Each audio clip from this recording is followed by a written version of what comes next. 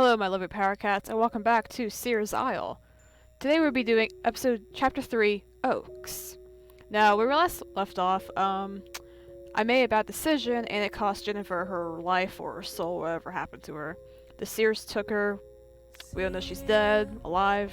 We don't know. All we know is that Erik is mad at us, and Duncan is getting challenged. So, let's get back to it.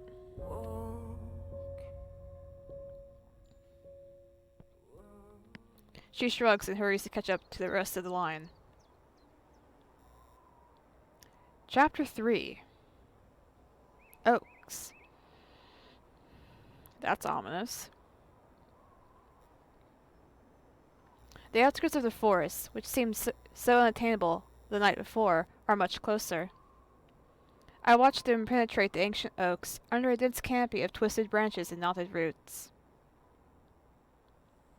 The cover of the trees allows me to approach the group and reduces the risk of finding myself face to face with one of the guardian seers. I just want to say, Erik kind of reminds me of a Pict. I know they're supposed to be like Norse-like people, but he reminds me of a Pict, the way his body is and stuff. The Sylvan Seers are not a danger to me. They are too busy with their search for the sun and the morning dew. Once again, Duncan has taken the head of the convoy, but he seems preoccupied. He lets the others overtake and waits for Arlen to join him. Did you keep Jennifer's doll? Yes, I didn't have the heart to leave it. I've got brothers and sisters. I know how important this kind of thing is to a child. Didn't you have a favorite toy when you were little? Duncan's face hardens. No. My family doesn't tolerate that kind of weakness, even in children. Arlen seems astonished. Duncan changes the subject. Do you think Jennifer lost a child? Do you think Jennifer has a child waiting for her at home? I think she lost the kid due to the plague, but yeah, I'm gonna pick that. You think Jennifer lost a child? I don't know. She didn't tell me that. However, she did tell me that a fever struck down her village. And it was that which made her become a healer. A fever? I know Jennifer's village. It's not far from my home. Arlen and Duncan turn towards Brandon, who has come nearer and is listening intently. We traded with them to a village of shepherds in the highlands. About 2 years ago, if I remember right, there was an epidemic. Our burgomaster assembled everyone in the marketplace to warn us. Apparently a plague had carried off virtually all of their village. Since then, it's become a ghost village. No one goes up there from my home. If Jennifer had a little girl, she's dead. Yeah. Now I understand, yes. I think that's what must have happened. It's sad. Brandon's leg doesn't seem to pain him anymore, and he keeps up with the others much more easily than the day before. Arlen notices this. How's your wound? Brandon smiles. See? I'm prancing like a deer. It's thanks to Jennifer that I can continue with you. I'm so sorry the Seers took her. I'm stunned that she didn't make it to the end of the trial. They were just beginning, she got boop! Which I feel bad about still. Yes, all of us. I was convinced that she was the one who was most likely to pass the trials. I know, I wanted her to get the flame. You were in the crumlake when she disappeared. I don't know what to think about that. I tried to call her, but it was as though she didn't hear me. It was as if the Seers had bewitched her. And then there was the appearance of a strange girl with the antlers. It was as if I knew her. Although I'm convinced that I've never seen her before. Like having a word on the tip of your tongue? Exactly. Just like what Jennifer was saying. But Yes, me too. I've had this sensation. Maybe that the girl was maybe Jennifer in like another like world, I guess. I don't know. When you spoke of it this morning, it was a bit like a dream which you remember perfectly on waking, which becomes hazier and hazier when you try to recall it more precisely. An argument at the front of the line interrupts their conversation. There is a cry. Erlen hisses Erik between his teeth. Erik, I know you're not being mean to Freya now. She and Duncan exchange looks and hurry to join the others. Like, he's a big dude. He's bullying other people. Oh, he's harassing the other guy. That's wonderful. Perfect. What a douche. Connor is on the ground, shielding his face with his forearms. Erik has bent over him, sword in hand. And to think I actually liked you. You were a cool character. Hey! Erik turns his attention to Duncan, looking furious. Connor takes advantage to crawl out of reach of the blade and gets swiftly to his feet. Duncan! Connor points at Erik. He attacked me without reason. I don't know. You're kind of an instigator, my guy. Erik is crimson. Without reason, really. Ask for explanations. What happened now? It's this runt who... Connor leaps at the first chance to cut off Erik. A runt? Me? You see, Duncan, he won't stop insulting me. Oh my god. They're teenagers. They do this. Erik turns to Duncan. You're so blind, all of you. Don't you see he's a temple spy? Oh, 'cause he's not polytheist, so he's trying to, like... He's a traitor! He has no right to tread the ground of this sacred place. Freya has entered the clearing and approaches Duncan. A little standoff. Everyone is free to attempt the initiation. It's for the Seers to judge if he is worthy to receive the flame or not. See, Freya's making sense. Erik throws a black look at Freya. Isn't she your sister, or, like... Even you've let yourself be seduced by this heretic's pretty words. No? You're just being paranoid. God. I think that you'd almost convinced me that you were a true hunter, worthy of the northern clans, Freya. Erik spits at the ground. You're a bunch of fools. You just need to leave. You're a jerk. You really believe he's here for the initiation? He doesn't give a damn about our traditions. But he wants to learn. The temple sent him to destroy our magic, to impose their doctrine of the single god. Is this kind of like a metaphor for, like, Christians, like, doing things to polytheistic religions? Connor clears his throat. Listen, Erik. I'm sorry about Jennifer, but... Oh my god. Without warning, the warrior lets out a hoarse shout and charges at him. That's a big blade. Connor dodges him, bolting out of the way. He trips on a root and falls. Freya seizes her bow. Erik lifts his blade, determined to bring it down Connor's head. Duncan, without thought for his own safety, has just the time to intervene. I think I broke his shield. Jeez. He's a big guy compared to this dude right here. He deflects the course of the weapon, but the force of the impact sends his shield flying. Yeah. Broke the handle. Connor gets up and backs off across the clearing. Arlen, coming up upon the commotion, joins him. She refrains from intervening, knowing that she would only add fuel to the flame. Erik's rage has shifted to cold anger. The two men gauge at each other. Duncan holds the intimidating gaze of the mountain of muscles facing him. Doesn't Duncan only have like a dagger? And he has like a spear. He knows that if he tries to force the issue, Erik will read his persistence as a challenge. But maybe Erik doesn't really intend to kill Connor? I don't know. He seems to act very on impulse. Maybe his and Freya's intervention has been enough to convince Erik to be tolerant?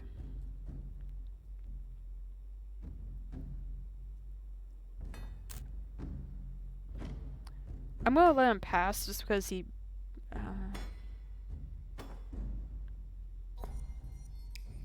Duncan hesitates for a moment.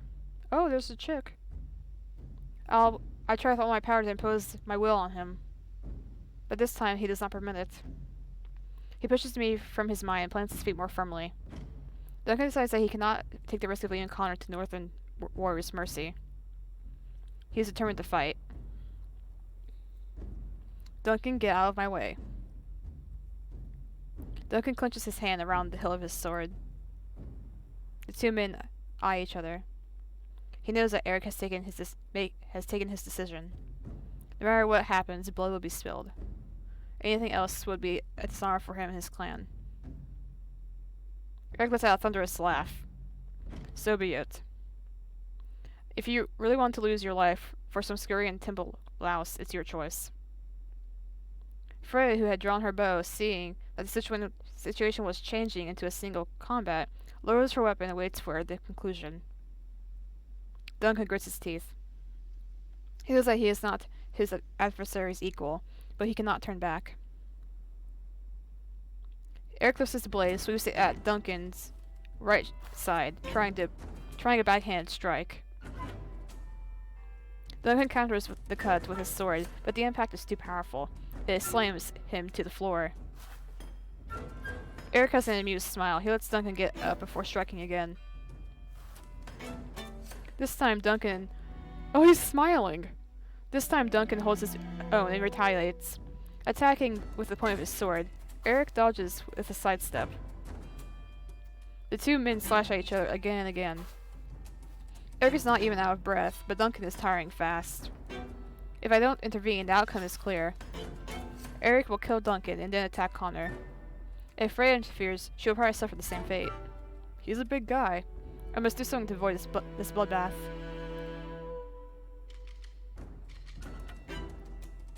I'm gonna force Freya to shoot because she's a ranged warrior. She can probably take him out. I put myself behind Freya, command her to draw her bow. For an instant she is confused, but her determination fast replaces the confusion. She aims directly at Erik's chest, knowing rightly that a wound will not stop him. On the contrary, it only strengthens his rage. She breathes out, releasing the air from her lungs to steady her hand. Duncan looks exhausted, but he will not hold out much longer. A powerful strike from Erik makes him lose his balance. He takes his advantage to deal the fatal blow. Freya sees her opening. For at the moment he lifts his blade skywards, the arrow flies. It splits the air with speed and grace. It only needed a little help from me for the hunters to save Duncan's life. I like this simplicity and this clarity, so characteristic of Freya. Time seems to stand still for a moment. I'm sorry, Erik. Then the shaft hits Erik straight in the heart. In his surprise, he lets his sword fall to the ground. Duncan leaps backwards, pulling himself out of the greater warrior's reach. Erik looks at his chest with incredulity,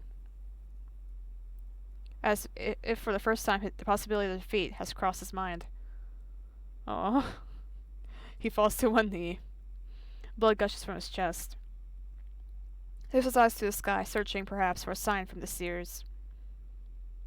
Like, I like him, but he's also kind of a jerk, so... Then he collapses in the grass of the clearing. Aaron steps forward carefully. Connor trails behind her. Duncan sits his eyes blank, his face haggard. Oh! He looks... broken. He has a cut to his shoulder. Behind him, Erik's body is motionless. Aaron suppresses a shudder. On one hand, she perfectly understands how the situation could have escalated. She is accustomed to bullying as a stranger's daughter in a small fishing village. More than once, she has dreamt of answering the insults, the condescending stares, the other injustices. But she always resisted, in fear of the repercussions her brothers and sisters would suffer. She crouches down at Erik's side. Oh, she's closing his eyes. He is motionless, no breath, no pulse.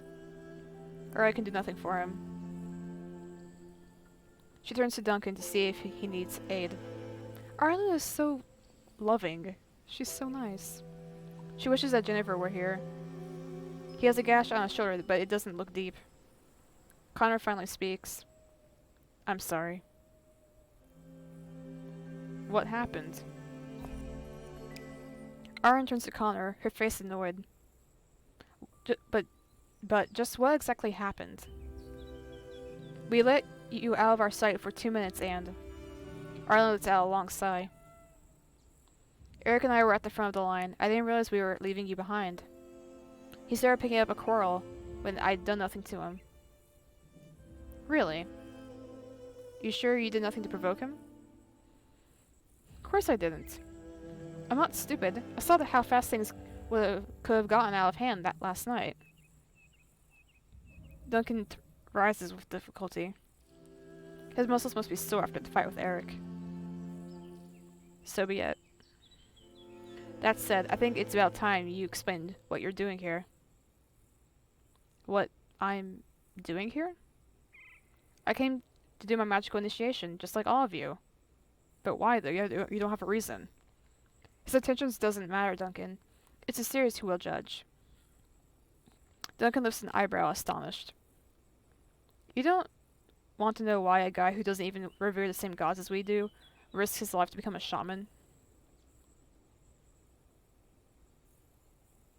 I'll let Connor defend himself. I want to see what's going on. Arlen decides to let Connor stand up for himself. Freya replies, Of course I'm curious, but his motives are his alone. Duncan is about to retort, but Connor cuts him off. You're right, you are entitled to an explanation, especially after... Connor glances towards Erik's body. You kind of got him killed.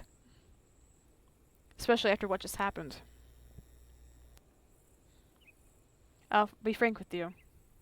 Yes, the temple did send me to spy on what happens on this island. Duncan opens his mouth, but Connor hushes him with a wave of his hand. But, if I'm a part of this expedition today, it's because they won't shed a single tear if by any chance I don't come back. So you're a throwaway. I'm a street child. If the temple hadn't taken me in, like many other orphans, I'd have turned out no good.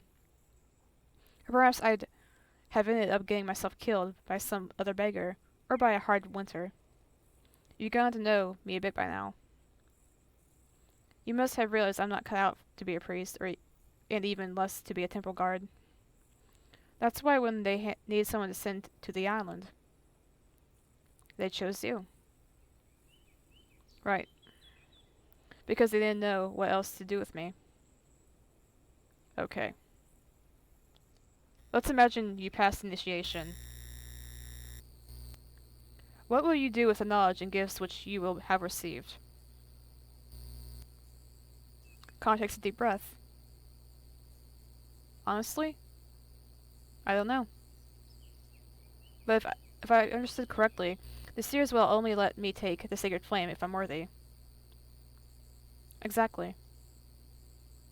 In that case, I suppose that if I'm worthy in the eyes of the Seers, it's because I'm not going to betray them. And on the contrary, if I'm not worthy, I won't be able to complete the ascent, am I right? It seems logical. So you have nothing to fear. Duncan doesn't look convinced. Well, whether we like it or not, Connor's a part of our expedition. Instead of squabbling over who deserves to be here the most, we should take care of Erik, don't you think? Yes, we must respect the rights. He died in combat. The least we can do is to honor his memory. We should build him a funeral pyre. That will take us forever. And can't we bury him instead? No. That's not the custom. And how do you plan to dig a grave? We don't have the tools. Look! Oh. A procession of small beings have entered the clearing. A deer. They are accompanied by a great hart with a pure white pelt. They look in my direction, but don't seem to want to challenge me. At least, for the moment. They surround Erik's body and kneel, with deep reverence. That's really pretty. Arlen takes a step forward, about to speak to them. Freya catches her arm and tells her with a look to stay back. The Seers have loaded the body onto the back of the heart and are about to slip away between the trees. I could use Arlen to call them to account, or at least to demand an explanation. But that could put us, she and I, in danger. I'm not sure the risk is worth taking. I want her to ask them. Arlen pulls her arm from Freya's grasp and runs towards the Seers before the others can hold her back. It's probably gonna get her killed. Hey! One of them approaches Arlen and signals her to stop. Stop. The strange voice emanating from behind the mask stops Arlen in her tracks. It's like the tinkling of a bell, like the sound of the wind in the leaves, overlaid with an echo of an underground rumbling. What do you want from us? You speak in a voice that is not your own. I will not be held to account by this voice. This man should not have died, not today. Oh, I made another mistake. The Seer turns on his heels and rejoins the procession who is leaving the clearing, taking Erik's body with them. Soon they are swallowed by the vegetation. The group finds itself alone again in the forest. It's Brandon who breaks the silence.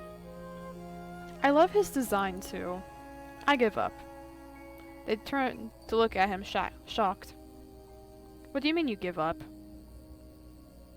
I'm going back to the beach to repair the boat. No, you're coming with us.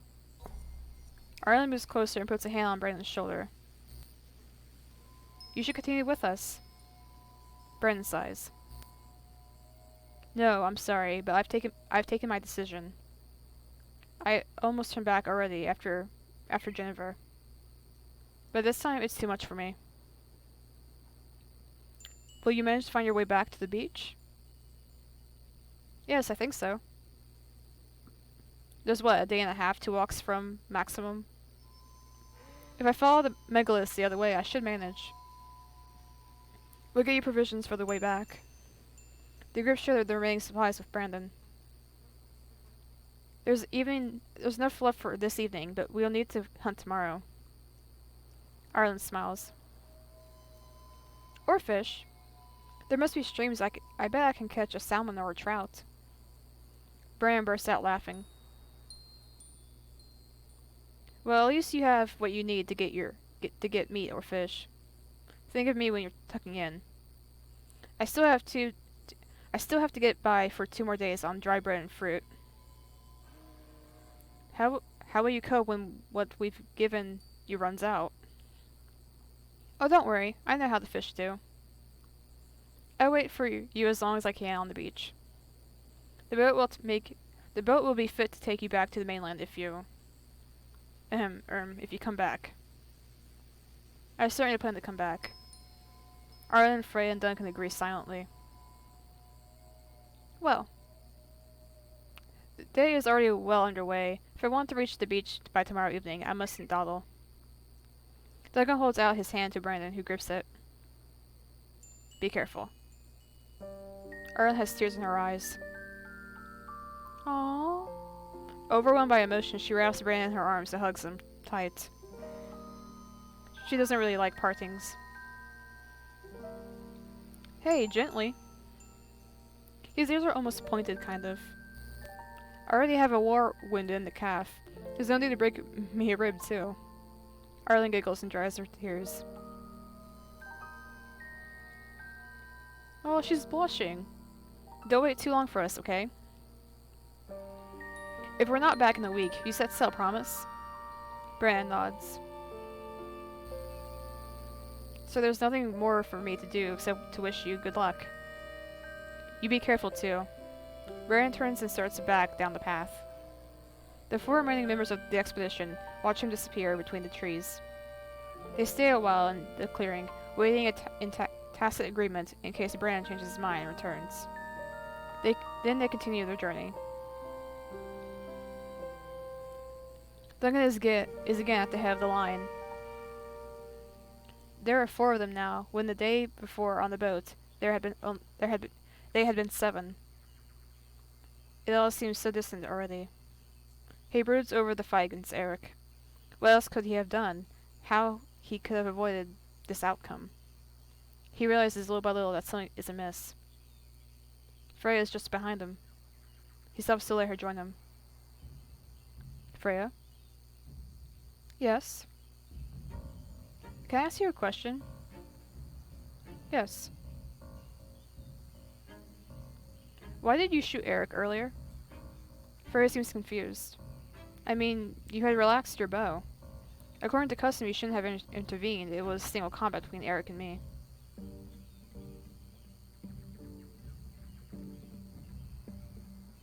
Don't intervene. Freya thinks.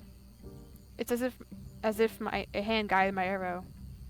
I was ready to do nothing to respect your honor and Erik's. And then, when you fell to the ground and Erik was preparing to strike the final blow, it's as if a little voice in my head forced me to shoot. What, you didn't have that feeling? No. Mostly I had the feeling that I was about to die, to tell the truth.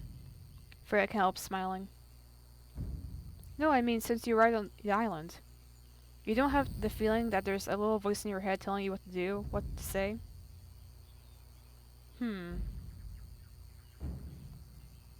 Yes, now that you mention it, I have had that feeling too. And it's this little voice which forced you to shoot? Yes. Do you think it's the girl that Arlen saw that night in the Cromlech?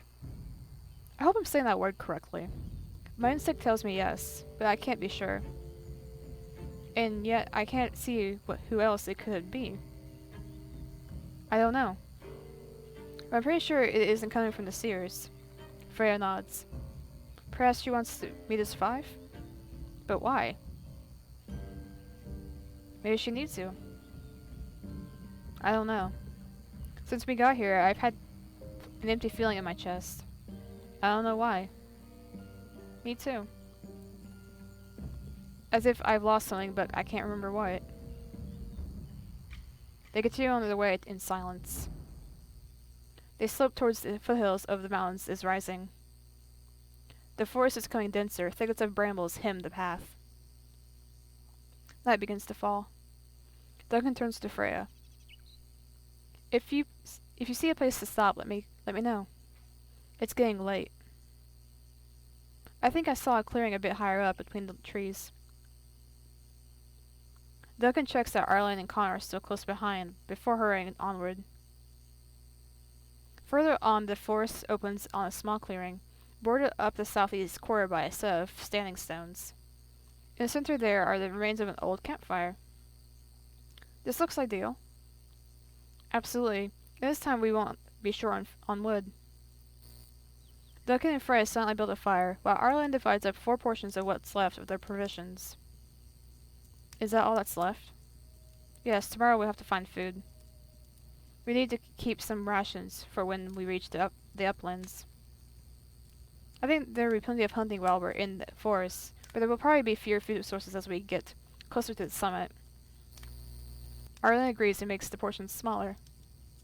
The group eats in silence, then each of them settles for the night. No, not playing your flute this evening, Arlen? I'll play. If you like. Arlen takes out her instrument and plays a wistful lament. I like the melancholic sound of her flute. When she finishes her tune, Freya has already fallen into a deep sleep. She lies down close to the fire.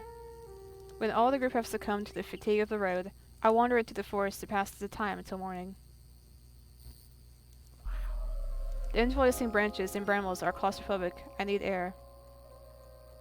We are too far now for me to return to the beach. I escape uphill towards the summit. When I reach the edge of the forest, between the oaks and the pines, I am seized by a compelling call. The forest vanishes. Around me, a clear blue sea, the reflections of the sun on the waves dazzle me. Under my feet, planks of wood rock in the undulating rhythm of the sea. I am in someone else's dream. Arlen? When my eyes grow accustomed to the light of the summer sun, I realize that I am on a fishing boat. I have not dreamed for an age, not since I have been a prisoner of this in-between worlds.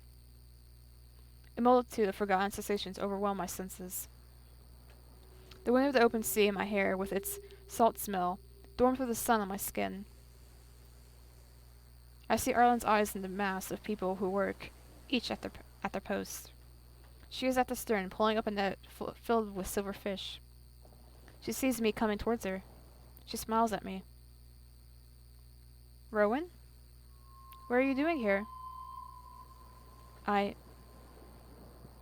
You know my name. Of course I know your name. Don't be ridiculous. She pulls her arm around my waist and pulls me against her. Aw, I ship it. I came to save you on the island of the Seers. She looks me straight in the eye. Kiss, kiss, kiss. I ship them. They are so cute. Aw, they're so cute. In the fervor of the moment, I put my hand on Arlen's neck and kiss her full in the mouth. They're so cute. I also don't have Arlen and Fred together, but they're so cute. She tightens her hold on my waist with gentle firmness. A deep, commanding voice interrupts us. Oh, I'm not gonna say that word. Hey, I didn't hire you on my boat so you could dilly-dally. Arlen lowers her eyes. She returns to her fishing net, looking contrite. Everything changes. I am in a small house. The wind is howling and the rain beats against the closed shutters. Arlen leans over a large bed. Sleeping in it, pell-mell, are a good half-dozen children of different ages. She strokes the forehead of a little girl who turns in her sleep. This is the day I left for the island. Leaving them like that, it broke my heart, but I had no choice. Show a sign of affection. I put my hand on Arlen's shoulder. She puts a hand over mine and looks at me sadly. A shadow moves in the corner of the room. It's an old woman that I hadn't seen in the gloom. Enid, you must leave now, Arlen. Conway won't wait for you, and he sets sail for a sting. You'll be sure that they have everything they need? The old woman looks Arlen in the eye, but stays silent. Enid, promise me? Enid lets out a sigh. Yes, I promise I'll do everything in my power. Arlen grunts at a final time at the bed. She has tears in her eyes, but she does not let them fall. You don't want to wake them? To say goodbye? No. I'm scared I won't have the strength if... Enid takes Arlen in her arms. They hold each other for a while. Then Arlen turns and without a word opens the door of the cottage. The wind and rain swallow her up in the sound of thunder. Then there is a blinding flash of lightning, and I am driven out of her dream, into the disembodied emptiness of the in-between world, my prison, as the sun rises over the forest. When I arrive at the bivouac, the group is already up and about. The mood is glum. After all that has happened, it's natural that their morale is not high. Arlen scatters the last embers of the fireplace, while the others gather their belongings. Then they set off again. Oh, nice little cliffhanger. And it sees all the characters are in their masks and stuff. So that is the beginning of chapter 4. So that is all today. My PowerCats. Tune in next week, Saturday and Sunday, when I continue this series. And if you want, like, sub, share, or comment. And my social media stuff will be down below. Let me know if you come for YouTube.